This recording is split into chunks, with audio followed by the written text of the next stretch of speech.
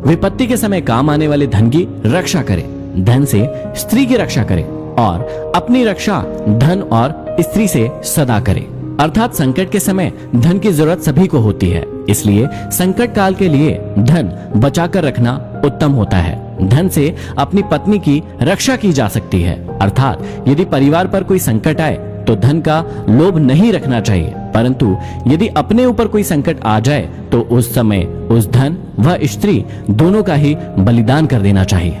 आगे श्री चाणक्य कहते हैं कि आपत्ति से बचने के लिए धन की रक्षा करें, क्योंकि पता नहीं कब आपदा आ जाए और लक्ष्मी तो चंचल है। संचय किया गया धन कभी भी नष्ट हो सकता है। श्री चाणक्य कहते हैं कि जिस देश में सम्मान नहीं, आजीविका के साधन नहीं, बंधु बांधव अर्थात परिवार नहीं और विद्या प्राप्त करने के साधन नहीं, वहां हमें कभी भी नहीं रहना चाहिए।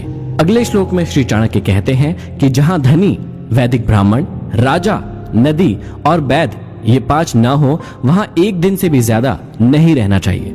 भावार्थ यह है कि जिस जगह पर इन 5 का अभाव हो, वहां मनुष्य को एक दिन भी ठहरना उत्तम नहीं होगा।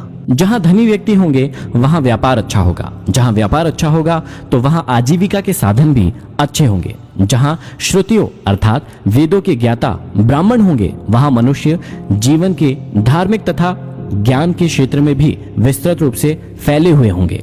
जहां स्वच्छ जल की नदियां होंगी वहां जल का अभाव नहीं रहेगा, और जहां कुशल वैद्य होंगे वहां बीमारी पास में नहीं आ सकती। आगे श्री चाणक्य कहते हैं कि जहां जीविका, भय, लज्जा, चतुराई और त्याग की भावना ये 5 चीज ना हो, वहां के लोगों का साथ कभी ना करें। श्री चाणक्य कहते हैं कि जिस स्थान पर जीवन यापन के साधन ना हो, जहां सदैव भय की परिस्थिति बनी रहती हो, जहां लज्जाशील व्यक्तियों की जगह बेशर्म और खुदगर्ज लोग रहते हो, जहां कला कौशल और हस्तशिल्प का सर्वदा अभाव हो और जहां के लोगों के मन में जरा भी त्याग और परोपकार की भावनाएं ना हो, वहां के लोगों के साथ ना तो रहें और ना ही उनसे कोई व्यवहार रखें।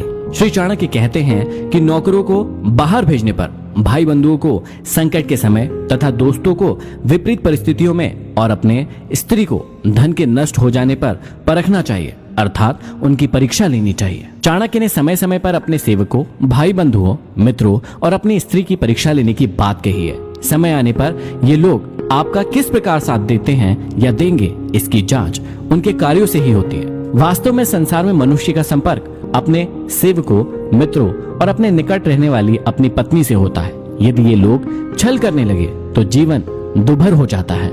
इसलिए समय समय पर इनकी जांच करना जरूरी है कि कहीं ये आपको धोखा तो नहीं दे रहे हैं। आगे समझाते हैं कि बीमारी में, विपत्ति काल में, अकाल के समय, दुश्मनों से दुख पाने या आक्रमण होने पर, राज दरबार में और शमशान भूमि में जो साथ रहता है वही सच्चा भाई बंधु अथवा मित्र होता है। श्री चाणक्य समझाते हैं कि जो अपने निश्चित कर्मों तथा वस्तु का त्याग करके अनिश्चित की चिंता करता है, उसका अनिश्चित लक्ष्य तो नष्ट हो ही जाता है, निश्चित भी नष्ट हो जाता है।